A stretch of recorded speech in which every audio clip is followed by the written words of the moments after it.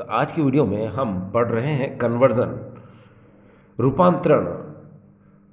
आज हम फॉर्मेल्डिहाइड से एसिटल्डिहाइड और एसिटल्डिहाइड से फॉर्मेल्डिहाइड, मेथनल से एथेनल, एथेनल से मेथनल को सबसे पहले पढ़ेंगे। ठीक है, उसके बाद फिर हम दूसरे कन्वर्जन आज देखेंगे। ठीक है, चलिए तो शुरुआत करते हैं हम लोग मेथनल से एथेनल में कन्वर्जन करने के लिए। इसके लिए ट्रिक है डियर, मम्मी पानी दे। ये मम्मी पानी दे को आपको सेट कैसे करना है, देखिए ऐसे, यहाँ पर आप ऐसे लिख सकते हैं। ये देखिए मम्मी पानी, पानी को H2 बोलते हैं, और देखो आप DE, तो ये हो जाएगा मम्मी पानी दे, मम्मी पानी दे। ठीक है, अब यहाँ पर याद रखने की ज़रूरत है कि एम, मम्मी का मतलब क्या होता है। इसका मतलब होता है methyl magnesium iodide. Methyl magnesium iodide यानी कि CH3 MgI, ये होता है। पानी तो पानी होता ही है, और यहाँ डी का मतलब होता है dear dehydrogenation. Dehydrogenation, dehydrogenation Hindi में कहते हैं इसको विहाइड्रोजनीकरण। तो यहाँ लिख देता हूँ मैं, विहाइड्रोजनीकरण। अब डियर स्टूडेंट्स देखिए, अब आपको मेथेनल से एथेनल बनाना आ जाएगा बड़े आराम से, बस यही ट्रिक यूज़ करना है आपको, मम्मी पानी दे। अब देखिए डियर स्टूडेंट्स, एक बात आप बहुत अच्छे से जानते हैं कि जब भी आप किसी गिरगिनाहट रीजन की रिएक्शन करते हैं, तो जिस कंपाउंड से रिएक्शन करते हैं उसके कंपाउंड में double bond triple bond show करना इजी रहता है, जिससे क्या है रिएक्शन बहुत इजी हो जाती है। अब देखिए करना कुछ नहीं है, मम्मी पानी डे है तो पहले फॉर्मल्डिहाइड को आप कैसे लिख सकते हो। देखो हमारी पहले स्टेप स्टार्ट होने वाली डियर, जरा ध्यान से देखिए, HCH और ये डबल बॉन्ड O, आपको पता है ये कौन है, इसको हम लोग बोलते हैं मेथेनल। ठीक है, अब आप क्या करोगे, मिथाइल मैग्नीशियम आयोडाइड यानी इससे रिएक्शन कराओगे, किससे, CH3 MgI के साथ। आपको पता है इलेक्ट्रॉन का मूवमेंट हमेशा जो होता है वो कहाँ से कहाँ होता है, कार्बन से ऑक्सीजन की तरफ, क्योंकि फ्लोरीन ऑक्सीजन नाइट्रोजन की तरफ पाई इलेक्ट्रॉनों का ट्रांसफॉर्मेशन होता है। ठीक है, तो कार्बन से ऑक्सीजन की तरफ हो जाएगा, तो आपने पाई इलेक्ट्रॉन का ट्रांसफॉर्मेशन कर दिया ऐसे।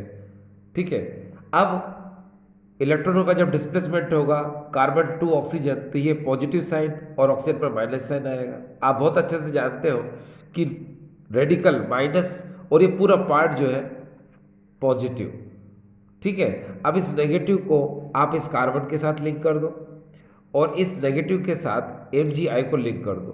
क्लियर, एक बार फिर से देखिए, मैंने आपसे कहा कार्बन से ऑक्सीजन की तरफ आपने ये वाला बॉन्ड ट्रांसफर कर दिया। ठीक है, क्योंकि पाई बॉन्ड ही ट्रांसफर होता है, पाई इलेक्ट्रॉन ही ट्रांसफर होते हैं, जिसकी वजह से कार्बोनिल कार्बन पर पॉजिटिव चार्ज आ जाएगा और ऑक्सीजन पर नेगेटिव चार्ज आ जाएगा। ठीक है, अब इस पॉजिटिव से ये नेगेटिव CH3 लिंक हो जाएगा, और इस नेगेटिव से MgI पॉजिटिव ये लिंक हो जाएगा। तो अब हमको इंटरमीडिएट कंपाउंड मिलेगा कुछ इस तरह, ये देखिए HC, ये H, और इस कार्बन से ये CH3 लिंक हुआ था, और O से ये MgI, ये देखिए इतना क्लियर। ये देखो मिथाइल मैग्नीशियम आयोडाइड से आपने इतनी रिएक्शन करा दी। इसके बाद क्या लिखा है यहाँ पर, पानी, यानी कि इसको आप वाटर से रिएक्शन कराओगे।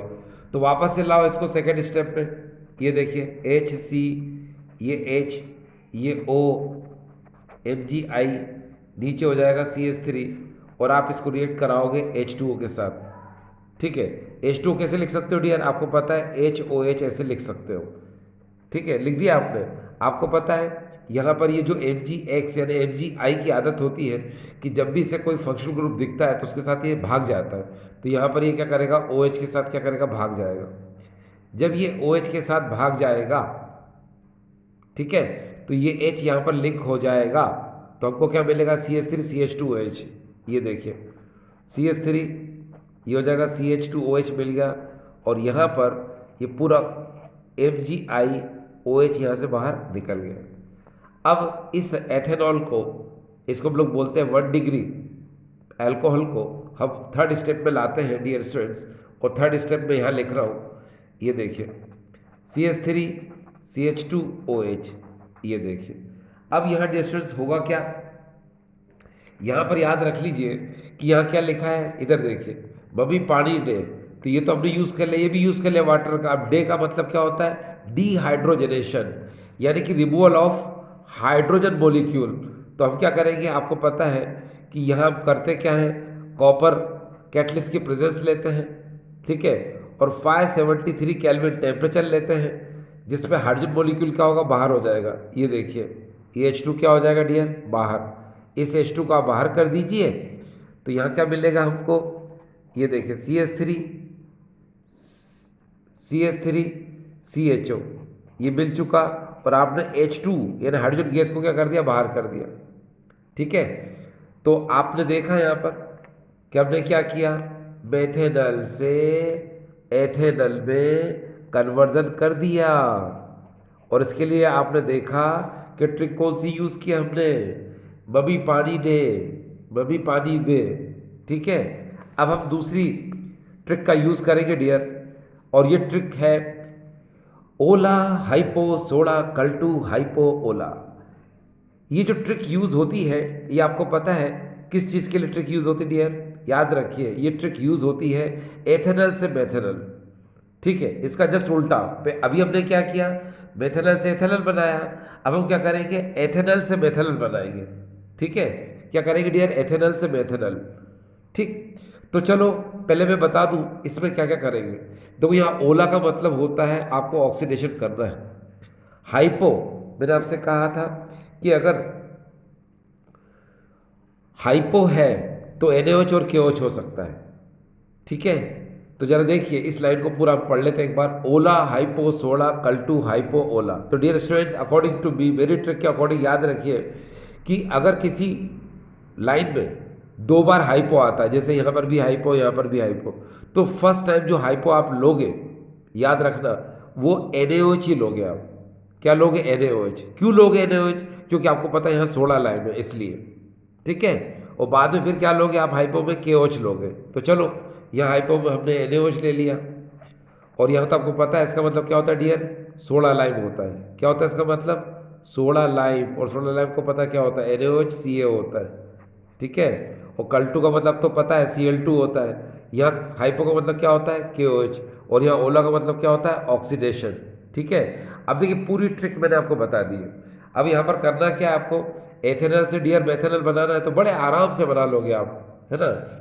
हमेशा के लिए आपको ये ट्रिक याद हो जाएगी, बस करना कुछ नहीं, ये ट्रिक दिमाग में रखिए, ओला हाइपो सोडा कल्टू हाइपो ओला, ठीक है। देखो मैं क्या बोला, ये समझ में आ गया आपको। चलो तो ट्रिक ले लीजिए। यहाँ पर सबसे पहले लेंगे हम डियर स्टूडेंट्स एथेनल, ये हमने एथेनल ले लिया, ले लिया, क्योंकि हमको एथेनल से मेथेनल में कन्वर्ट करना है, ये ध्यान रखना।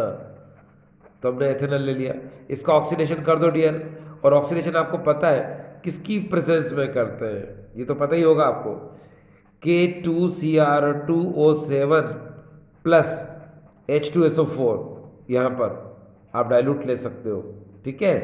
ये क्रोमिक एसिड है। तो जब आप इसका एथेनल का ऑक्सीडेशन करोगे तो आपको पता है ऑक्सीडेशन में क्या होता है, ऑक्सीकरण में क्या होता है, अगर वाटर मॉलिक्यूल निकलता है तो उसको निकाल देना चाहिए, और अगर नहीं निकलता है तो इस ऑक्सीजन को ऐड कर देना चाहिए। तो यहाँ तो वाटर मॉलिक्यूल निकल नहीं रहा है, तो आप इस ऑक्सीजन को क्या करोगे, ऐड करोगे। ऐड करोगे तो क्या होगा, यहाँ पर एसिटिक एसिड यानी कि एथेनोइक एसिड आपको ऑब्टेन हो जाएगा। कैसे, ये देखिए CH3COOH आपको मिल गया, पहले स्टेप में मिल गया। अब उसके बाद में क्या करना है आपको, ये NaOH से रिएक्शन कराना है सेकंड स्टेप में। तो चलो इसको लेकर आते हैं हम, ये CH3COOH, और सेकंड स्टेप में हम रिएक्शन कराएंगे NaOH के साथ, ठीक है। तो क्या होगा, आप रिएक्शन कराओ, तो यहाँ से H और यहाँ से OH, H2 बाहर कर दो, कर दिया। यहाँ पर क्या मिलेगा आपको, सोडियम एसीटेट CH3CONA, ये मिला, और आपने यहाँ से H2 क्या कर दिया डियर, बाहर कर दिया। अब आप यहाँ पर ले आओ इसको थर्ड स्टेप में, तो यहाँ क्या होगा, ये देखिए CH3COONA, और यहाँ पर आप इसकी रिएक्शन कराओगे सोडा लाइम के साथ, ये लिखा है सोडा लाइम, और सोडा लाइम में आपको पता क्या लिखते हैं, NaOH और ये CO लिखते हैं, ठीक है। और सोडा लाइम वाले केस में आपको पता है कि जब आप सोडा लाइम को रिएक्ट कराते हो सोडियम और potassium salt of fatty acid, यानी कि सोडियम और पोटेशियम के वसीय अम्लों के लवण से जब आप रिएक्शन कराते हो, है ना, यानी कि याद रखना सोडियम और potassium salt of fatty acid, sodium और पोटेशियम के वसीय अम्ल के लवण, ठीक है। तो क्या होता है जब सोलर लाइम से रिएक्शन कराओगे तो Na2CO3 बाहर निकलता है। आपको पता है इस सोलर लाइम में 3 पार्ट इसका होता है, 1 पार्ट इसका होता है। ये CaO जो है इसकी रिएक्टिविटी को स्लो करता है, ठीक है। और रिएक्शन सिर्फ यही करता है, ये नहीं करता है, ठीक है। दूसरी बात, ये निकालता क्या है यहाँ से, ये देखो आप यहाँ से Na2CO3 बाहर निकाल दो, ये बाहर निकाल दिया Na2CO3 बाहर, इस H को लिंक कर दो इसके साथ तो ये बना लेगा CH4, ये CH4 बन चुका है। और यहाँ से ये Na2CO3 क्या हो गया डियर, बाहर निकल चुका है। अब इस CH4 के जस्ट बाद आप देखो हमें करना क्या, Cl2 यानी Cl2 से रिएक्शन कराना है। तो चलो इस CH4 को वापस लाते हैं, ये देखिए हमने CH4 लिखा और हम इसकी रिएक्शन कराएंगे Cl2 के साथ, ये लिख दिया Cl2। आपको पता है आप सनलाइट ले लो यहाँ पर जो कि हेलोजनेशन करा रहे हो, तो यहाँ पर क्या हो जाएगा, Cl कितने 2 है डियर, ये देखिए एक Cl का अटैक करा दो यहाँ पर, तो यहाँ से क्या निकलेगा HCl बाहर, है ना, और ये Cl जुड़ जाएगा इसके साथ, तो क्या हो जाएगा ये CH3Cl बन जाएगा और यहाँ से HCl बाहर निकल जाएगा। Cl2 के बाद आपको पता है क्या है, हाइपो। हाइपो का मतलब क्या होता है डियर, KOH। अब आप KOH से रिएक्शन कराओ किसकी, इस CH3Cl की, तो लेकर आते हैं इस CH3Cl को और यहाँ पर इसको KOH से रिएक्शन करा दो, तो क्या होगा, यहाँ से KCl बाहर हो गया, OH को जोड़ दो इसके साथ, तो यह हो जाएगा CH3OH और यहाँ से डियर क्या हो जाएगा, KCl क्या हो गया डियर, रिमूव हो गया। अब देखो मिथाइल अल्कोहल बन चुका है। अब यहाँ पर अगली स्टेप में क्या है डियर, ओला। ओला का मतलब क्या होता है, ऑक्सीडेशन, ठीक है। तो आपको समझ में आ रहा है कि यहाँ जो ओला होता है इसका मतलब ऑक्सीडेशन होता है, यहाँ पर भी ओला मतलब ऑक्सीडेशन, ठीक है। तो अब देखिए ये ट्रिक कितने इजी तरीके से आपको आंसर तक लेकर आ रही है, ओला हाइपो सोडा Cl2 हाइपो ओला। अब देखिए यहाँ पर CH3OH को हम आखिरी स्टेप में ले रहे हैं, ये देखिए इसका ऑक्सीडेशन करा दीजिए। ऑक्सीडेशन आपको पता है क्या, K2Cr2O7 प्लस H2SO4, वो भी कौन सा, डायलूट यानी क्रोमिक एसिड, ठीक है। अब आपको पता है कि ऑक्सीडेशन में अगर वाटर मोलिक्यूल निकलता है तो उसको निकाल देना चाहिए, और अगर नहीं निकलता है तो इस ऑक्सीजन को ऐड कर देना चाहिए, ये हम पहले पढ़ चुके हैं। तो डियर हम एक काम करते हैं कि इस CH3OH में से वाटर मोलिक्यूल निकाल लो। कैसे, पहले आप इसको जरा कैसे लिख सकते हो, थोड़ा सा सोचो दिमाग से कि कैसे लिख सकते हो CH3 को। आप ऐसे लिख सकते हो, देखो CH2OH लिख सकते हो, ये देखो CH3OH और यहाँ पर ये ऑक्सीजन तो आएगा ही। तो देखो यहाँ से वाटर मोलिक्यूल दिख रहा है आपको, बिल्कुल दिख रहा है, तो बाहर कर दो इसको। तो आपने ये देखिए वाटर मोलिक्यूल क्या कर दिया डियर, यहाँ पर ये बाहर कर दिया, कर दिया। अब यहाँ क्या बचा, देखो H CH और ये O, तो आपने देखा डियर क्या हो गया, HCHO बनकर तैयार। इसको हम लोग बोलते हैं डियर क्या, मेथेनल, ये देखो मेथेनल, ठीक है। तो अभी डियर स्टूडेंट आपने क्या देखा कि हमने एथेनल से, ये देखिए मेथेनल बनाया। इससे पहले हमने क्या किया था, इससे पहले हमने मेथेनल से एथेनल बनाया था, ठीक है। चलिए हम आगे चलते हैं। अब हमारे सामने है क्वेश्चन, मिथाइल आयोडाइड को हमको इथाइल आयोडाइड में कन्वर्ट करना है, आयोडोमेथेन को हमको आयोडोएथेन में कन्वर्ट करना है, मेथिल आयोडाइड को हमको एथिल आयोडाइड में चेंज करना है। अब देखिए डियर स्टूडेंट्स, यहाँ हमारे सामने ट्रिक ये है, KCN रेड नहीं, देखिए KCN रेड नहीं। अब इस ट्रिक से आपको मिथाइल आयोडाइड से इथाइल आयोडाइड में कन्वर्जन बहुत इजी तरीके से समझ में आ जाएगा, है ना। अब देखिए कैसे, तो यहाँ पर जो KCN है, इस KCN को हम KCN की तरह ही लिखेंगे, ठीक है। यहाँ लिख देता हूँ मैं KCN, और यह रेड का मतलब होता है रिडक्शन, यह रेड का मतलब होता है रिडक्शन, यानी कि आपको अपचयन करना है। और नहीं का मतलब मैं बता दूं आपको कि यहाँ नहीं का मतलब क्या होता है। देखिए इस नहीं को आप ऐसे लिखेंगे, देखो नहीं, इस तरह से लिखेंगे। तो यहाँ पर नहीं का मतलब होता है कि आपको यहाँ पर करना क्या है, ये मैं बता देता हूँ आपको करना क्या है। नहीं में देखो यहाँ पर जो आप नहीं लिखोगे, थोड़ा याद रखना कि नहीं लिखते समय आपको ये इस तरह लिखना है नहीं, और इसका Na का मतलब होता है नाइट्रस एसिड।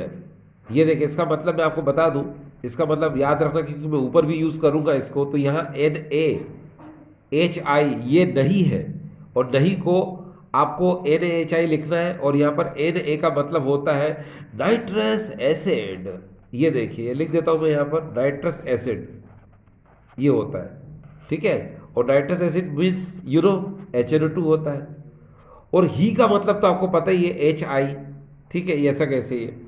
अब देखिए मैं आपको कन्वर्ट करना बहुत इजी तरीके से सिखाता हूँ, कैसे, देखिए बहुत इजी तरीके से आपको मैं यहीं पर बता देता हूँ कि आपको मिथाइल आयोडाइड को इथाइल आयोडाइड में अगर कन्वर्ट करना है तो आप कैसे कन्वर्ट कर सकते हैं, ठीक है। इसमें आपको 4 स्टेप का यूज़ करना पड़ेगा। एक तो KCl के साथ एक रिडक्शन करना पड़ेगा, एक नाइट्रस एसिड के साथ रिएक्शन, और फाइनली आपको HI से रिएक्शन करना है। अब देखिए मैं आपको यहाँ पर इसके सॉल्यूशन को बता देता हूँ डियर, ये देखिए इसका सॉल्यूशन, ठीक है। चलिए शुरू करते हैं। सबसे पहले हम लेंगे क्या, मिथाइल आयोडाइड।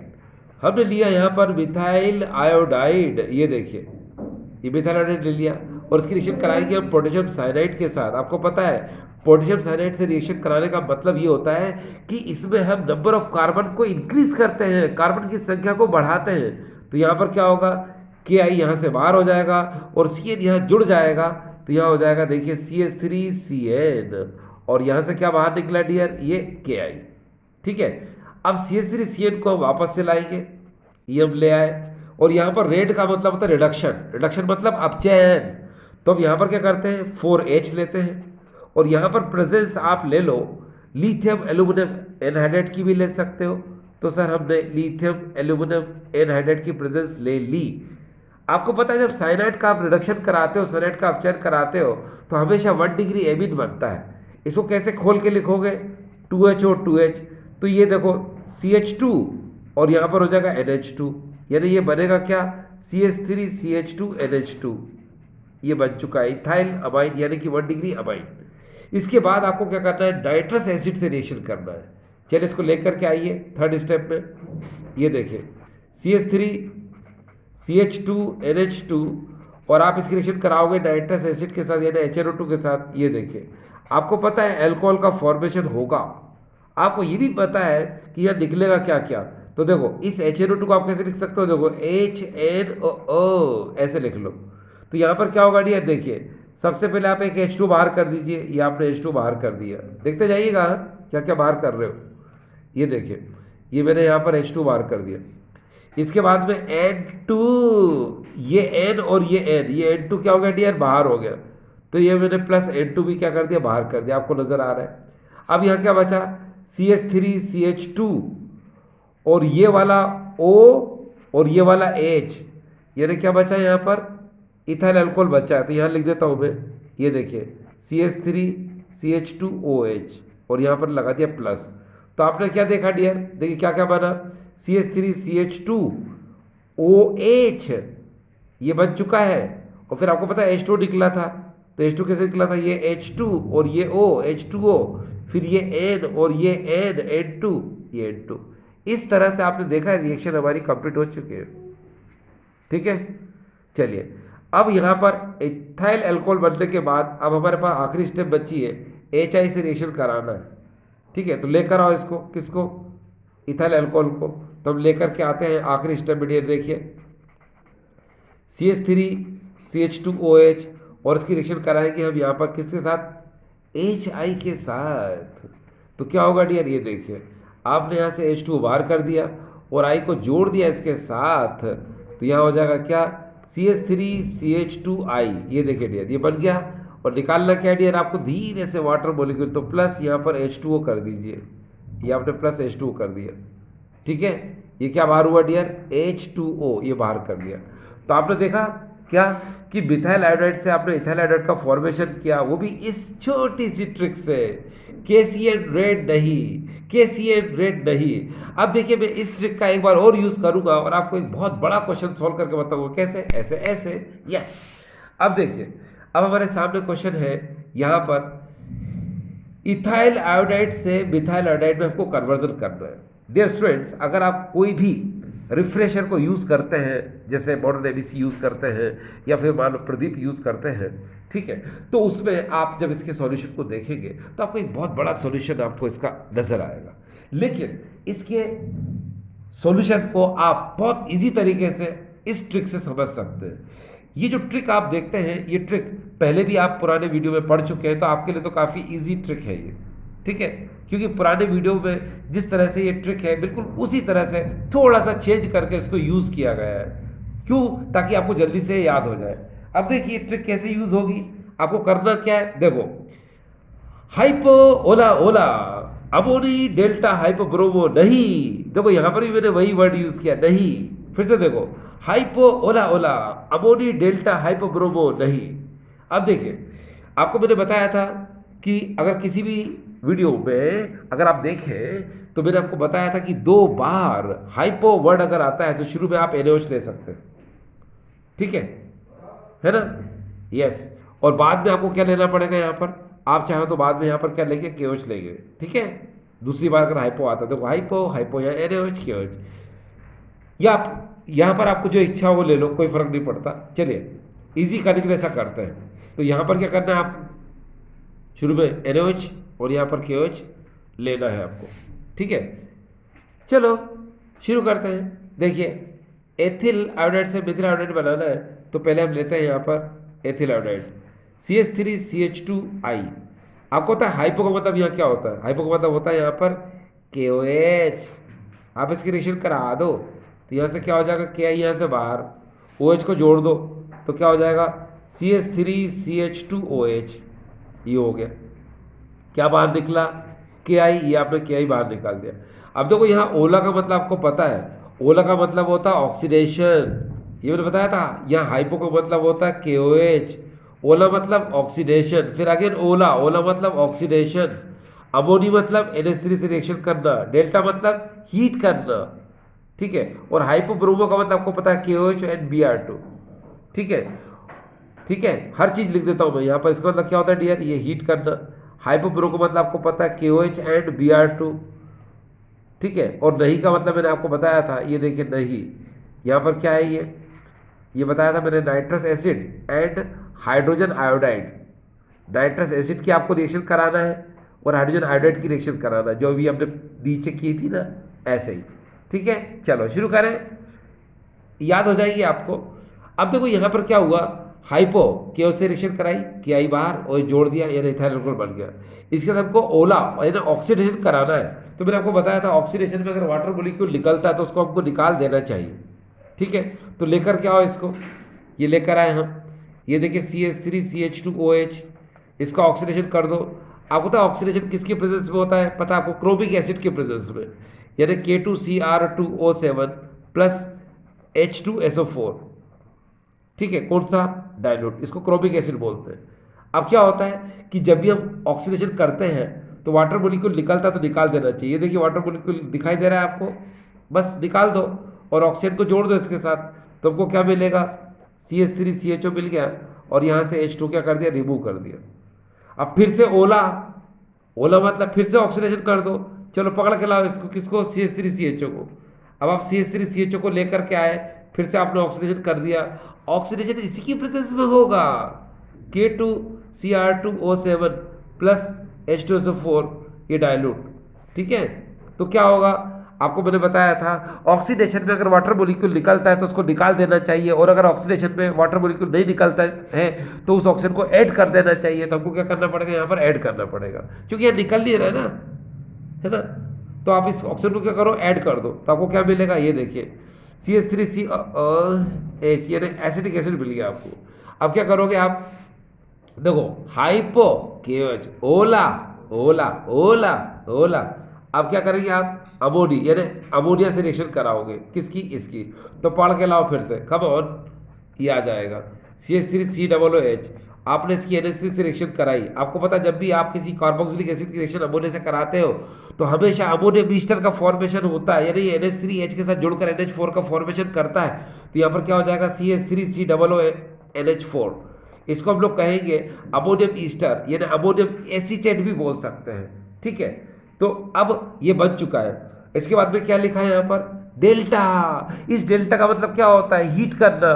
तो आपको पता है, इसको फिर से पकड़ के लाएंगे हम, ये देखिए CH3COONH4, ये देखिए, और यहाँ पर लिखा है डेल्टा। इस डेल्टा का मतलब होता है कि आपको हीट करना है, तो हीट करने पर क्या होता है, वाटर मॉलिक्यूल निकलेगा। वाटर मॉलिक्यूल कैसे निकलेगा, आप यहाँ से H2 निकालोगे और यहाँ से क्या निकालोगे, O, तो H2 निकाल दो तो क्या बनेगा, अरे भाई यहाँ से H2 और यहाँ से O, तो क्या बचेगा, यहाँ बचेगा ये CH3CONH2, यानी अमाइड बचेगा, अमाइड यानी क्या बनेगा, अमाइड। और यहाँ पर क्या निकला, ये वाटर मॉलिक्यूल क्या हो गया, बन चुका है।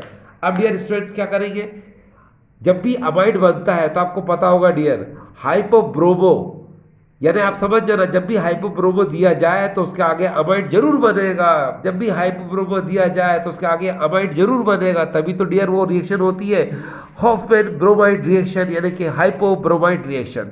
तो बस अब लिख लो यहाँ पर, इसको फिर से पढ़ के लाओ। ये देखो CH3CONH2 और यहाँ पर हम इसकी रिएक्शन करेंगे Br2 के साथ और +4KOH, क्योंकि ये होगा क्या, हाइपोब्रोमो, इसीलिए डियर लिखा था हाइपोब्रोमो, है ना। हाइपो मतलब KOH और ब्रोमो मतलब Br2। चलो ये ले लिया। अब डियर स्टूडेंट आपको पता है कि इसमें क्या बनता है, अमाइन बनता है हॉफमैन ब्रोमाइड रिएक्शन में। तो क्या करोगे, इस 4KOH को खोलो, कैसे खोलते हैं, 2K एंड 2K में, ठीक डियर। तो यहाँ से क्या होगा, ये 2KBr बाहर कर दो, बिंदास। आप यहाँ पर क्या करोगे, ये 2KBr बाहर कर दो, कर दिया। आपको पता है अमाइन बनता है तो CH3NH2, है ना, यानी जो मेन प्रोडक्ट है वो ध्यान दो। मैंने पहले भी कहा था, मैं फिर से बोल रहा हूँ कि इस रिएक्शन में अमाइन बनता है, तो मैंने क्या कहा था, अपनी चीज पे ध्यान दो, बाकी सबको जान दो। तो बस यहाँ पर आप वही बना लो जो अपन को चाहिए, क्या, CH3NH2 ये बना लिया।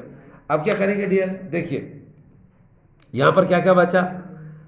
अब जरा ये ध्यान रखिए कितने हाइड्रोजन है यहाँ पर, तो आंसर आता है 4 हाइड्रोजन है, ठीक है। तो हम क्या बना सकते हैं, हम क्या बना सकते हैं, हम क्या बना सकते हैं, अगर 4 हाइड्रोजन है तो आपको डियर पता होगा कि हम क्या बना सकते हैं।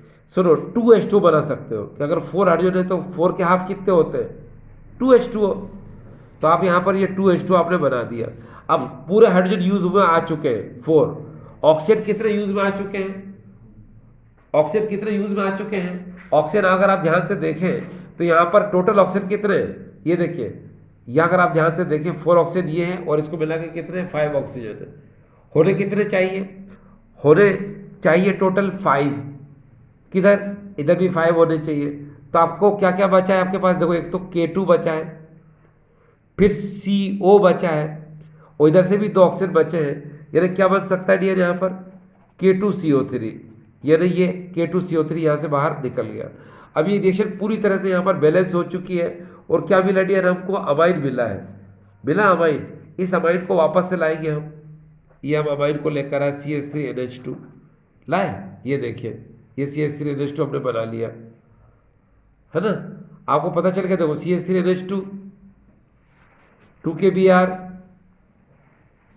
4H थे तो इसके हाफ वाटर मॉलिक्यूल 2H2, फिर बचेगा क्या K2, फिर CO, इधर से 2 ऑक्सीजन बच गए तो K2CO3।